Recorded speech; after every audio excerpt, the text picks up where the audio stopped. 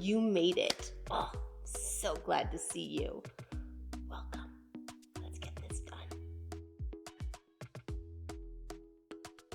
Welcome to my Thrival Tribe. If you haven't met me before, my name is Lexi Tommy, and this is my Thrival Guide. Every Thursday, I sit down and I talk about how to get your life together. It's a little channel on adulting, and it's going to make your whole day just run so much easier. Trust me, we're going to streamline it all, and it's going to work a-okay. So keep watching today and subscribe below so I can keep coming back every Thursday. We are covering tips and tricks that will create structure and ease in anyone's day. And I'm going to give you my new little hit list. It's 20 quick and easy minimalism tips. And this is just part of a whole month-long journey that we are taking together towards minimalism. Give it a try, have an open mind. You may just find you love it. I'm just going to give you the background, and I'm going to let you know the massive benefits that it has had on my and my family's life. I'll give you a little hints on how you can try it out, give it a little shot. Minimize a drawer. It doesn't have to be your whole house. Try it out, see if it's for you.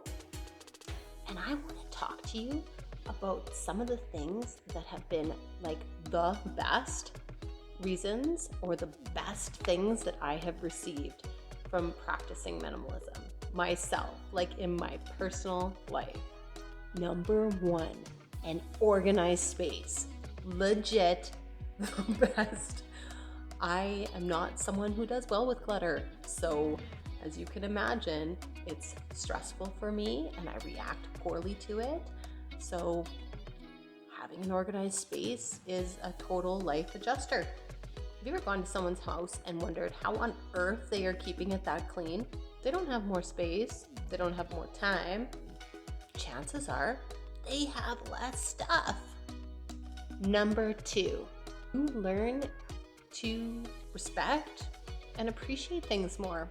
I know I have. You see the things you have. You know you have them for a reason. If they're gone, you notice they're missing. Number three, you actually have room to breathe in every single room.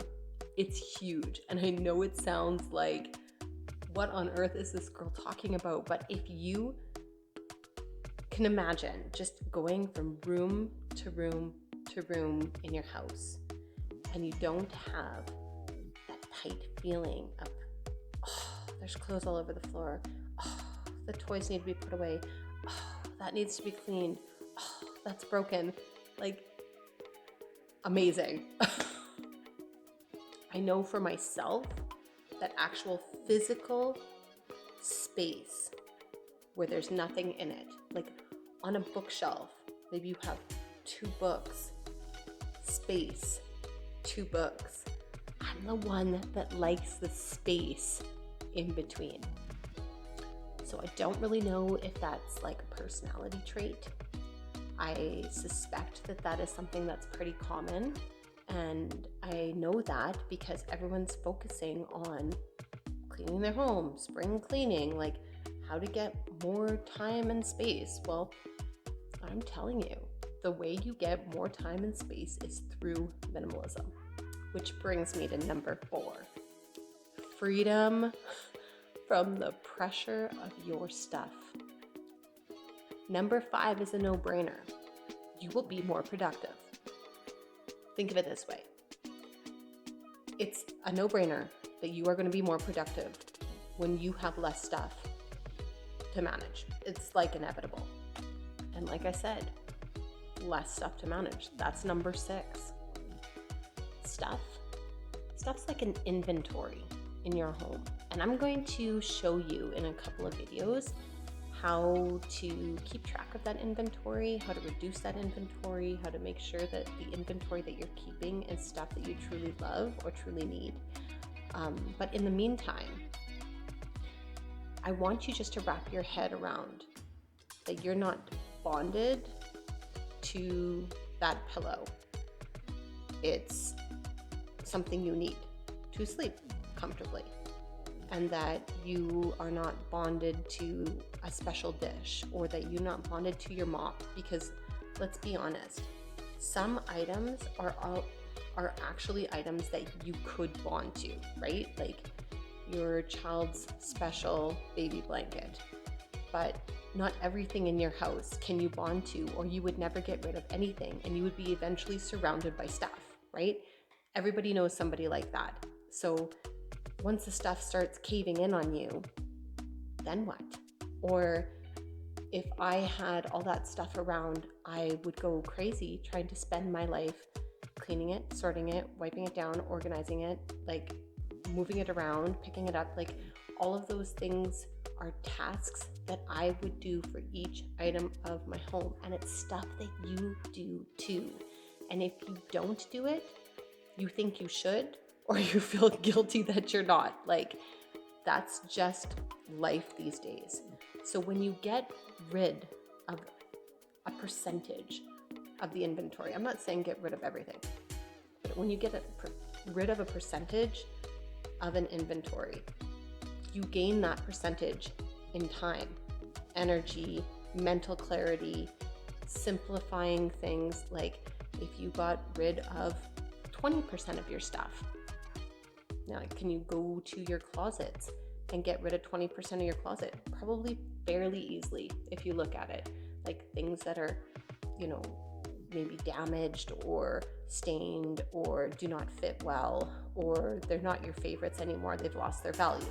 Things like that. Could you get rid of 20% of your closet? Most likely you could. And I'm going to show you that in a couple of videos too. But in the meantime, just wrap your head around that your world, your home, is surrounded by an inventory. And if you look at it simply like that, you will learn to better manage it in a way that will work for you. Number 7, in the things, the benefits, the best things that have happened to me in my life after accepting minimalism has been less stress. I feel like that's a dumb moment, but think about it for yourself for a second. More things equals more care, more time spread amongst more things. Did you have that time to begin with? When you're adding have to do lists all day, every day, in every room of your house, like how's your stress level? Number 8 was cleaner air. With less stuff, there's less stuff to gather dust and hide dust, honestly. Because like, remember I was talking about in the last video, like moving the tables to clean underneath them, right? Because they're kind of hiding the dust and dirt, or at least they do in our house. So things collect dust, and more things collect more dust, and there you go. If you got rid of a percentage of your inventory, that's less percentage to get dusty, and your air is legit cleaner. Number 9 is pretty easy too. Less items means less stuff for me to find containers for. Because if you saw my house, you would know what I mean. I have to sort and organize things. It's part of my personality. It's a good part of my personality though, because it hasn't been problematic in this sense. And it's something that allows me to figure out a solution to a problem. And the beautiful part is, once I have it figured out, I can share it with you. Number 10 was something I didn't really expect, and it saved money. Like, we have saved an absolute ton of money practicing minimalism in our lives. So some of the reasons, like obviously there's a few obvious reasons, like you're buying less stuff, okay, but some of the other reasons that we're saving money are for these things. Buying less stuff, sure. But when we do buy an item, we know we're only buying one. So let's go to the spatula that I was talking about. I don't know why I'm so addicted to spatulas. I have one. I don't know why it's something I keep mentioning in my videos, but If you're buying a spatula and you only are going to have one spatula, you're going to buy a quality spatula. And you're going to make sure that it's useful and it's the shape that you need it to be, and that maybe mine has dual sides on one spatula, like that kind of thing. You'll make sure that that's the situation. If you know that you're only going to have 2 sweaters or 3 sweaters, you're going to wait and buy a quality sweater that is going to last, that is going to wash well, that fits you really well. Like, you're going to put energy into trying it on in the store. You're going to pre-plan to make sure that that's the color that you need for like your wardrobe capsule or something. Like, practicing minimalism becomes kind of a set of patterns that all start working together. And as this train starts moving, you add one more pattern and one more pattern and one more pattern. So like, let's say that I have 3 sweaters. I have more than 3 sweaters, but let's say that I have 3. I probably have like 3 winter work sweaters, which is legit for Canada. When we get like -40, you need at least 3. So I'm not going to have them the same color. I'm probably not going to have them the same style. I'll have them to work with multiple skirts or pairs of pants or leggings, maybe, whatever it might be. But the item that I'm buying is going to be quality, and it's going to last on and on and on. It's something I love. I put time and attention into it, which is something I would not have done before when I was just chasing the latest trend. Cheap clothing can be on trend. It could be the color of the day, the Pantone color of the day, but it may not last. And when you practice minimalism, lasting things that go with other pieces in your wardrobe and can work together with stuff matters more.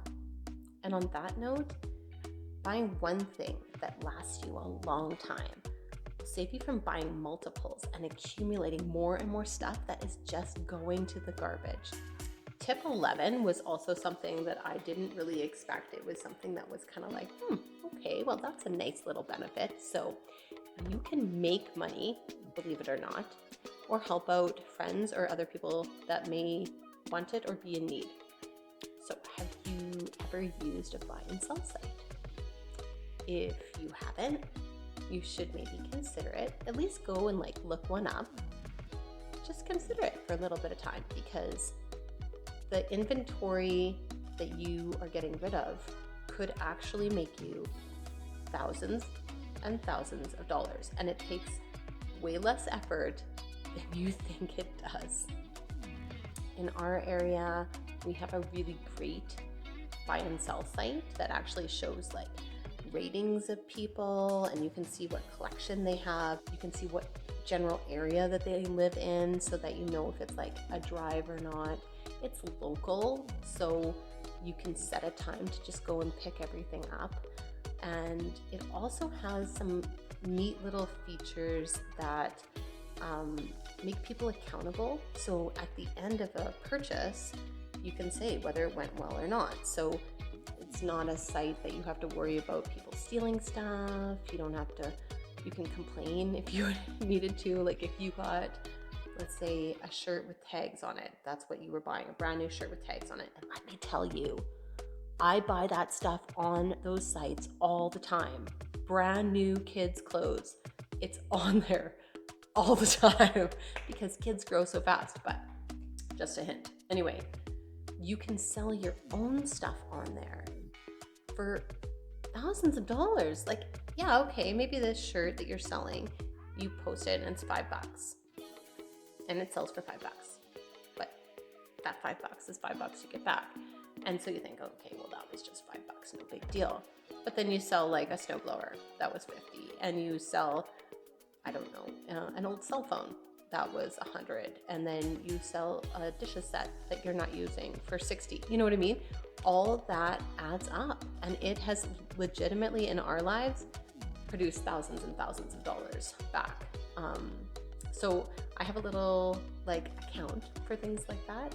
So when we sell stuff on the buy and sell sites, we actually go and put that money towards buying new things. So if the kids need winter sleds, I don't typically go out and buy brand new winter sleds from the store, unless it's like Christmas or a gift or something like that. I will buy it off of a buy and sell site, because why on earth would you not? Lots of times these things are brand new.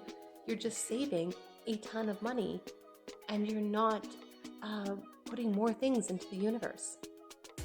So check it out. Less items in the world, easily cycling items around, getting money for it, not sending it to overpacked donation places or the garbage. And I get it. No judgment if it doesn't work for you. But might be something to check out in your area. Which brings me to number 12. Practicing minimalism is dang good for the environment. So if you're someone who always wanted to recycle, minimalism will top your recycling. It's a form of recycling. Less materials means that you've done less purchasing and consuming and less in the landfills. Number 13 is kind of interesting, and we kind of came to it in a really strange way, but it's your impact on others. So this is a little bit of a mini soapbox presentation, but 2 seconds. Hear me out. Clothing manufacturing is a big, big business around the world. Trends, as we know, come and go. And my daughter and I, the last couple of years, have participated in something called Dressember. We do it every December. It's a month-long challenge where we wear a dress every single day for the month of December to raise money and awareness on human trafficking. And the clothing industry is genuinely an area of human trafficking. So if you want, take some time, look into why that statement is true, and just know that you can legitimately reduce your impact on the rest of the world. Just know that you can significantly reduce your impact on the world by reducing your consumerism, by a cheap multitude of clothing that you may or may not wear.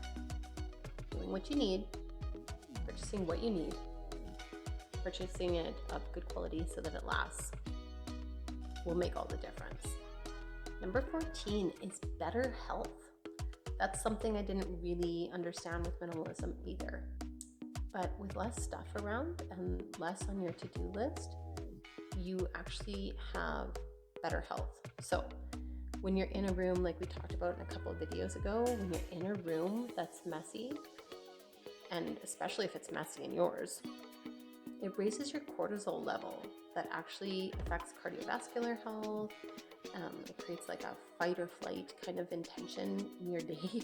So if you're always in this aroused, stressed state, you can imagine the impact that it will have on your health. So number 15 is feeling blessed. So I can't say that in my younger days before minimalism that I ever looked at something and thought, geez, I am so lucky to have that. But I do now. I feel blessed because when you have less stuff, the stuff that you did keep around was stuff that you either loved or needed, and you become grateful for it. Number 16 was a tough one for me because I am genuinely a people pleaser. Being able to say no when someone's giving you a hand-me-down that you know that you're not going to need, or a flyer, or a business card, or they're donating something to you, or they're bringing something into your home that you know is not going to serve a purpose in your home, and you have to learn to say no to them. And that's tough. But another thing is, you learn with minimalism to say no to yourself.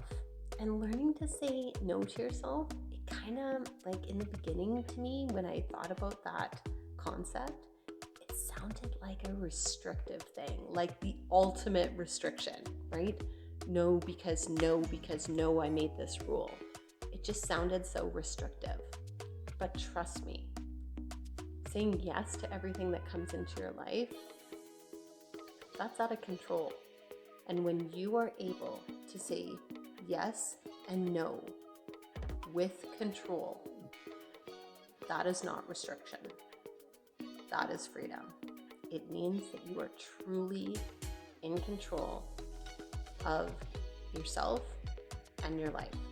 And it is absolutely empowering and freeing, or at least that has been my experience. Number 17 is, lastly, I did not expect how it was going to improve relationships. With minimalism, your downtime is yours. So you have more relaxation time with your kids and your spouse, and more downtime for yourself, because when your work is reduced and when it is all done for the day, it is legitimately done. And when you don't have a mountain to deal with, you just have a few things, there is no list. Not the list like you're used to having. It's very freeing, and it allows you to take up hobbies and take on new roles or jobs. Like this channel I would not have had time to do in any way, shape, or form if I did not practice minimalism. You do not have to feel guilty for the time that you are spending sitting or enjoying something or taking downtime for yourself or your partner or your kids. For real, you can have a clear mind and truly be just present. Number 18, minimalism helps you truly mentor your children by teaching them the difference between what is truly needed and what is just wanted. And I know that we were all raised with this concept of what's a need versus a want. Well, you're an adult now. Can you decipher? I want you to go and clean out a drawer and tell me how hard it is to decipher if it's something you need or if it's something you want. Legitimately, when you practice minimalism, you get good at decision making. You know when something meets your needs and your expectations, and that your wants can factor in too, but things are something that have a purpose. So when you're practicing minimalist with kids, learning about a need versus a want and truly learning that, it's through osmosis. It's really through your own mentorship and showing them, I have a spatula because I need a spatula. I don't need 2 spatulas. If I have another spatula, that's because I wanted it. Difference between need versus want. My husband and I spend a lot of time and attention taking care of things. Is that our nature? Yeah. Is it our nurture? Yeah, probably. So it just goes to say that when you're practicing minimalist that's taking care of their things, because each thing has value, that your children learn to take care of their toys and respect their toys. They understand why they are accumulating things and what their purpose is. They can find their toys, they can find the pieces that go with the toys. And I think that they understand better that we are blessed for what we have. So I'm not going to say that my kids don't have multiple toys. Of course they do. Every kid seems to have a lot of toys, but the kids go through their toys regularly. Most of them are bought by other people. And if they are not bought by other people, lots of times we will buy them secondhand. And they know that this is not something that's hidden from them. They understand that. And they see value in that too. Minimalism serves to teach your kids how to care for and respect their toys and all of the things that they accumulate. It just does. They simply understand that we are blessed for what we have.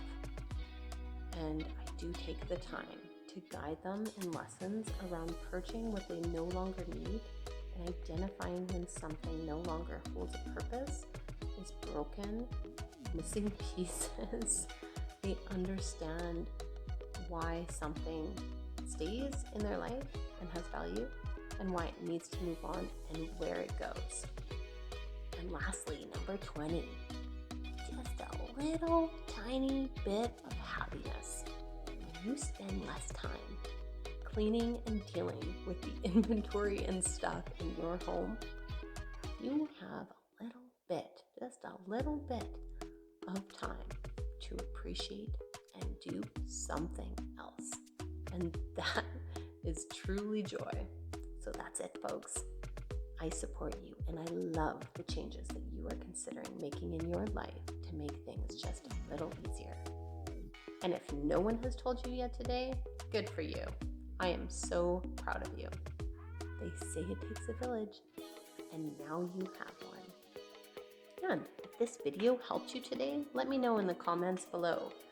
Like it and subscribe while you're down there so I can keep coming back every Thursday.